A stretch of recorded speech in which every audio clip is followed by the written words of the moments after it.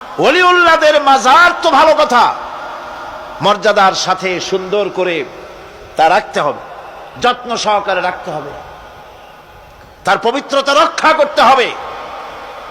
কিন্তু মাজারে গিয়ে আপনি কিছু চাইতে পারবেন না। কোরআনের আল্লাহ পাকের হুকুমের সম্পূর্ণ বিপরীত।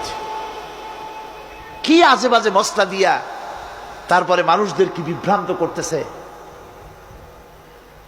মানুষকে আল্লাহর মাকামে নিয়ে গিয়েছেন। আউযুবিল্লাহি মিন যালিক। সুতরাং এর থেকে গোটা জাতিকে বাঁচাবার জন্য জিহাদ ঘোষণা করতে হবে। শিরক এবং বেদাতের শেষ শিকড়টি টেনে মূলোৎপাটিত করে দিতে হবে। মাজারকে পূজার জায়গা বানানো যাবে না। সুতরাং কোরআনে কারীম বলছে যে একমাত্র গোলামি, আনুগত্য সবটা হবে আল্লাহ রাব্বুল আলামিনের।